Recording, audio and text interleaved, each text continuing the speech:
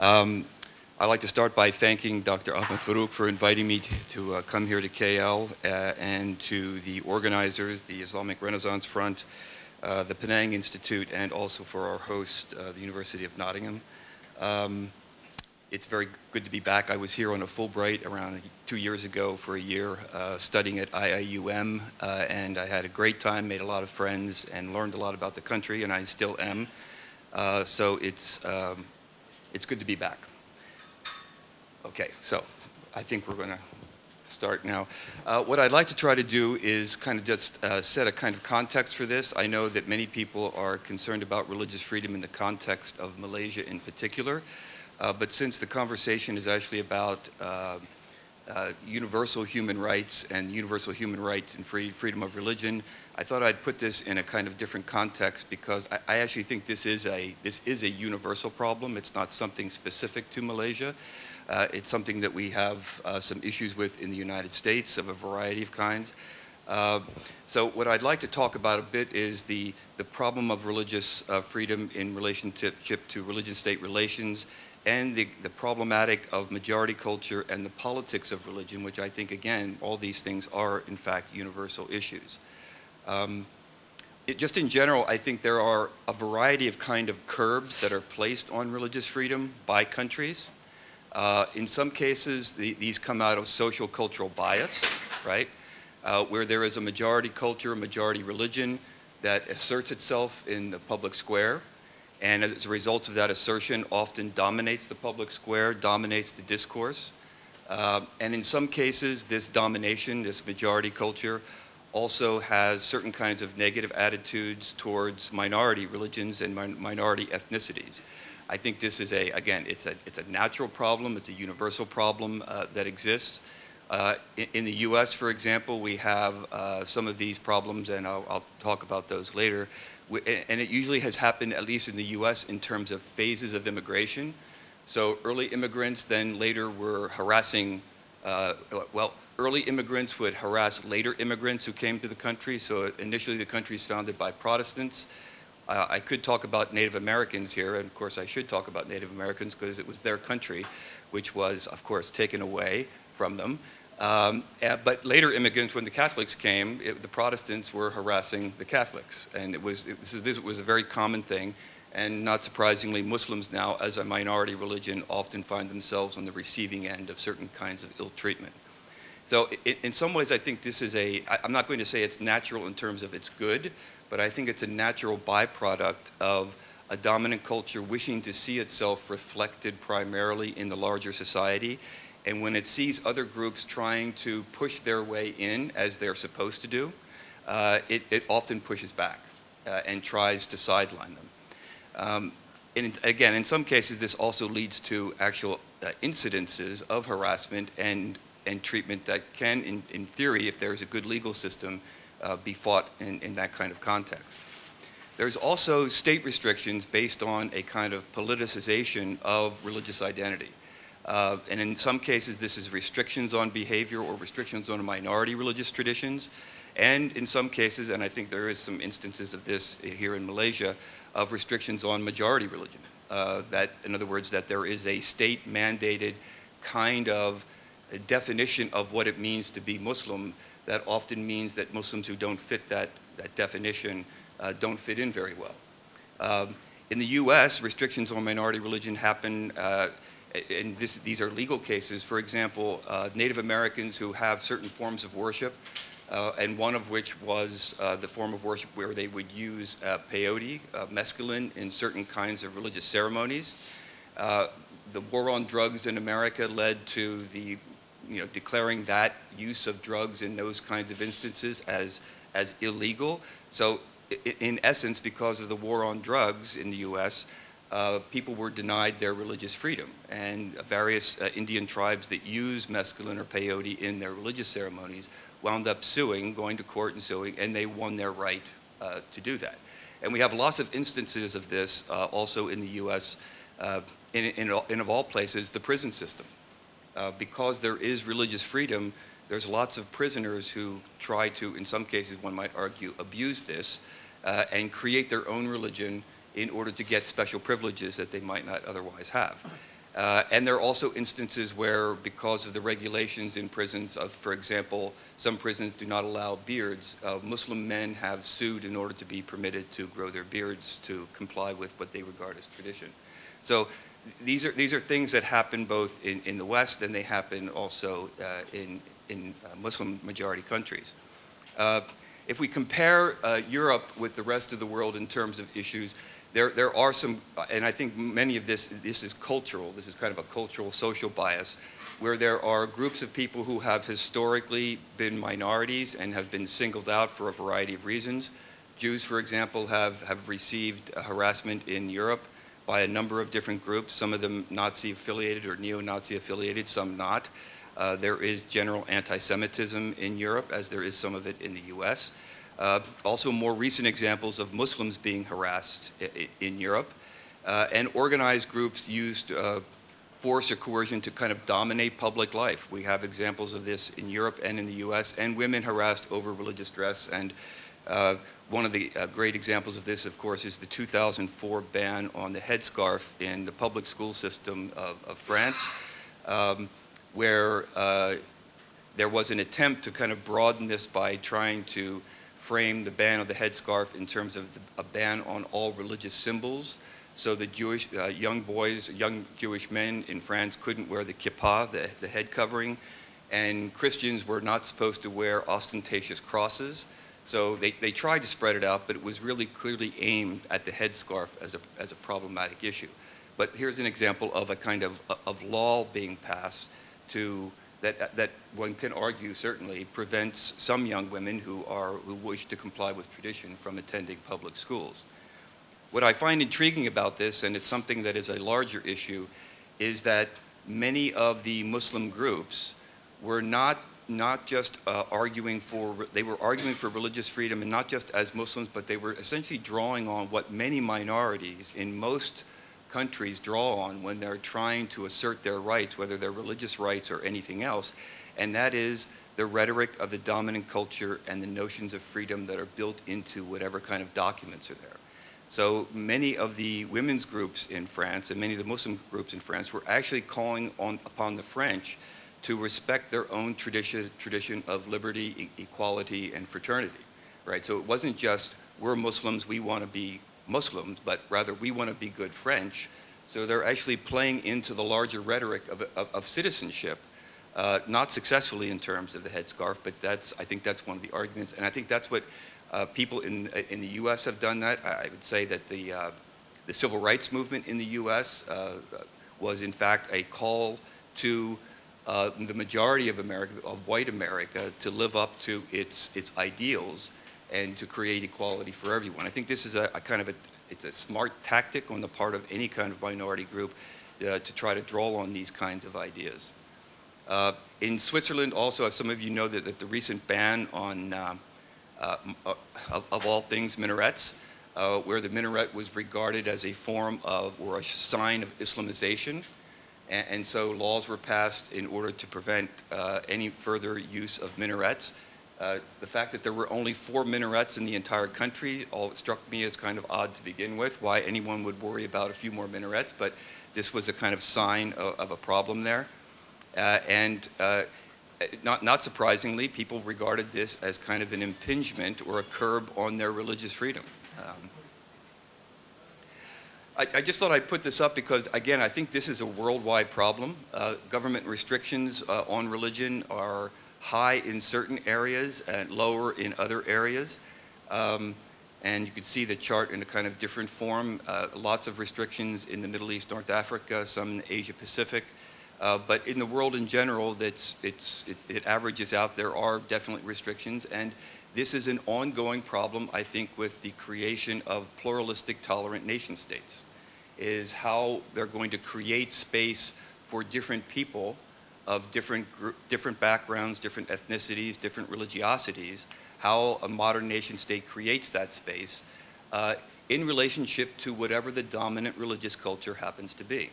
And this is the kind of push and pull that occurs, and it usually occurs over time. I think many countries, if they have some kind of legal system in place and religion hasn't been overly politicized, there's usually means and mechanisms by which people can petition and to try to gain their rights. But in some countries, those restrictions are more difficult, and it's more difficult to lay claim to rights.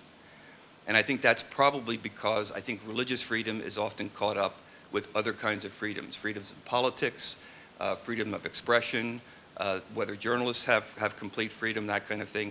So in some ways, I think you can try to map out the limitations on religious freedom, and you can see that religious freedom is often restricted more in places that also have problems with freedom of expression in general. So it's not just religious freedom that becomes the problem. And again, of course, because we're talking about the treatment of majority, how the majority treats or allows the minority to fit into these cultures, what we have are a variety of problems when it comes to the abuse of minority religious traditions and where they stand in relationship to this. And this is just kind of another way of showing the numbers. And it's clearly a serious problem, right? It's clearly a serious problem all around the world, but it's clearly more serious in countries that tend to be, I would say, politically authoritarian, right? Where there are kind of severe restrictions on behavior in general and freedom of expression in general. Now I'd like to kind of shift the conversation to talk about Muslim societies in particular, and I think the way in which there are certain restrictions placed, because I think each culture, each society is distinctive based on its own history. And I think within Muslim societies, there has emerged in modern nation states what Eichelman and Piscatori have called Muslim politics. And that's the use of Islam, or the use of it, what the definition is the competition and contest over both the interpretation of symbols and control of the institutions, formal and informal, that produce and sustain them. So, and then this is kind of a symbolic politics, the symbolic component of politics, that's used as an instrument of both persuasion and in some cases of coercion. So it can be used as both. So there are, again, and one could argue that there is, for example, in the US, there's Christian politics. And in some cases, I'd say in Europe, there's more secular politics than there is religious politics in some cases. So this happens in all countries. It's not unique, I think, to Islam and to Muslim societies. But it has particular ramifications in the way in which cultural attitudes then influence countries where there are governments that are using politics in a kind of way to maintain authority and power. Okay? Now, the upside of Muslim politics or any kind of religious politics is that what you essentially have is a values-based discourse about what the common good is. So if you have people talking to one another in the same kind of values language, it often becomes an invitation to then argue about specific practical issues, but you're essentially drawing on your religious tradition and the values of that tradition. One could argue that if you shunted that to the side, you could just talk about the issues, but many issues are in fact rooted in values. So, I mean, how one is going to prioritize things in a nation state, what is politically viable, what you're going to spend money on, is deeply rooted in what one holds dear. And this is often for people a matter of their religion, where they would root this. The problems, of course, with Muslim politics or Christian politics is the fact it can limit who can participate, right? So it's very difficult for people who are of non-Muslim persuasion in Muslim-majority countries to participate in debates about various issues if they are excluded based on the cultural discourse that's going on. And just as an example of this, some of you may have seen this morning. There was an article in the page, the newspaper today, the New Sunday Times, an op-ed piece by Chandra Muzaffar on the hudud and PAS's recent efforts, their attempt to get this law before Parliament. Now, what's interesting about this piece, as you might expect, Chandra Muzaffar, it's a very progressive, liberal view, but he's essentially talking Muslim politics. He's using a kind of Muslim mode of discourse, talking about the Muslim religious tradition and calling on the values, his particular view of values of Islam, which of course tend to be more progressive and liberal. And so in a sense, while he's talking to all Malaysians and he's inviting Malaysians to listen to him, he's really speaking to the majority culture. and he's really talking about the problematic of hudud, and he's talking about it in a way that I would suggest that many people do who are part of the majority culture, because most majority cultures are split between more progressive, more conservative groups. So he's essentially aiming this at his fellow Muslims, but he's inviting others to listen in. But the things that he's saying about the values of Islam are not things that people who are non-Muslims could possibly say unless they're going to poach on someone else's discourse, which is very difficult to do, to pretend as if the values of Islam are your values and that you're speaking from the tradition's perspective. If you're a Hindu or if you're a Christian or if you're a Buddhist, this becomes very, very difficult.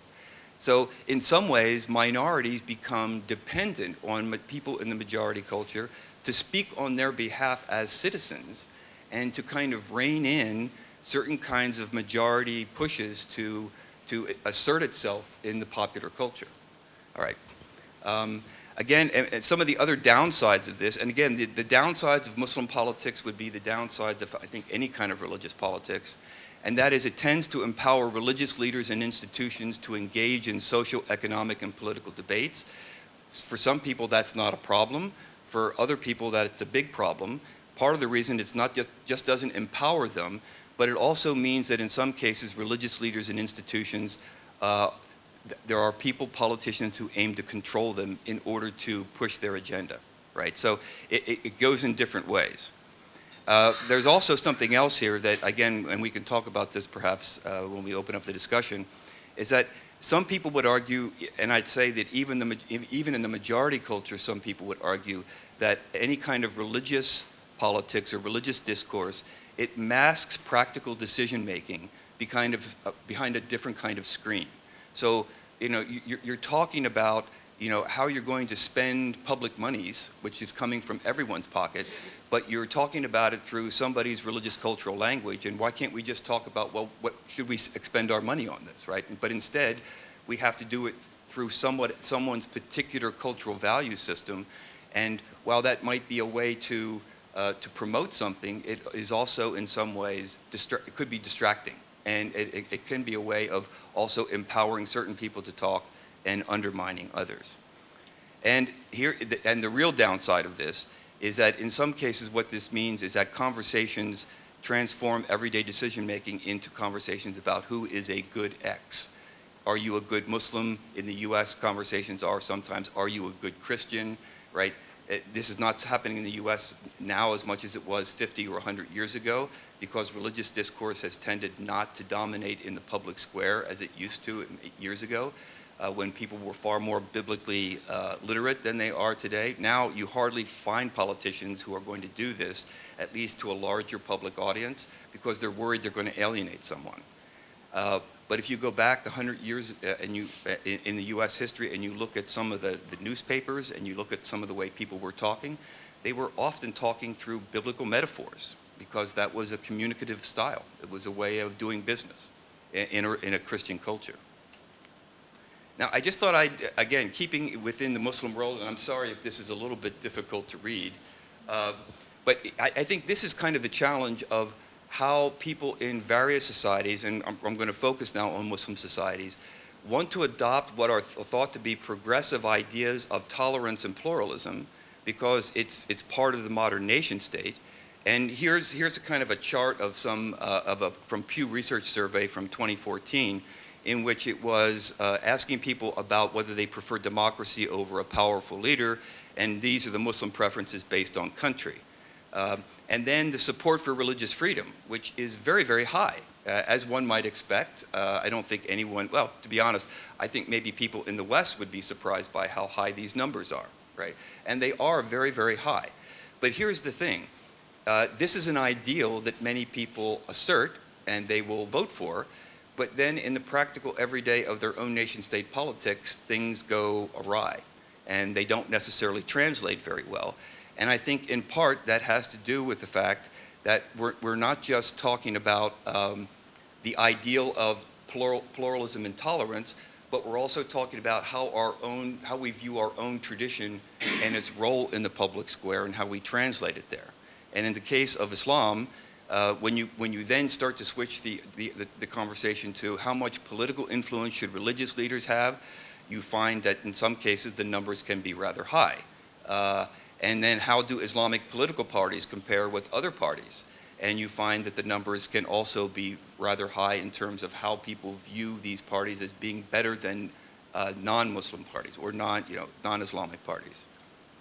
So again, it's the translation of how does one meet the ideal when one has certain attitudes about one's own traditions, abilities, and its willingness to say compromise. And this is always an issue. And again, this is connected up also with theological issues. So, for example, if you ask Muslims, and by the way, I think if you ask Christians the same thing, how many people are going to heaven of other traditions, you run into a roadblock here. Well, it's one thing for me to live next door to someone. It's another thing for me to say they can go to heaven, right? That's another issue. And then when you ask the question of similar or different faiths, so Muslims who say Islam and Christianity are similar and different, clearly some are more willing to embrace even people of the book as being similar versus how many who are not, let alone when we get into the issue of Buddhists or Hindus or people who are not, well, technically at least people of the book, although one could say that they have been included within that category. And then converting others is a religious duty. The numbers are very high, right? The numbers tend to be very high, and the necessity to believe in God to be moral also tends to be very high. By the way, it's also very high in the US. Which of course one might argue makes it very difficult for an atheist to come out. By the way, they're out in droves now in the US and in Europe. We now have what I consider to be atheist fundamentalists, which I never thought I'd see that, but we have lots and lots of people who are not just wanting to be able to have their own voices heard, but they want to have religion completely silenced in the public square, which is incredibly difficult to do in a very religious country like the US. You're not going to silence religious voices, but for some, what I would consider to be fundamentalist atheists, that's in fact what they're searching to do, what they wish to do. The numbers favor or oppose making Sharia the law of the land. Again, depending on where you happen to be, the numbers are very, very high. I don't have to tell you that this is an issue of debate here. This is, and then the death penalty for leaving Islam. Depending on where one happens to be, the numbers can be quite high. How do you match this up with religious freedom? Again, it's one thing to say people are free. Is it other religions are free, or is it people within your own faith who are free too? And in some cases, obviously, the restrictions are coming on restricting people in your own faith tradition. Most Muslims say there is only one interpretation of Islam.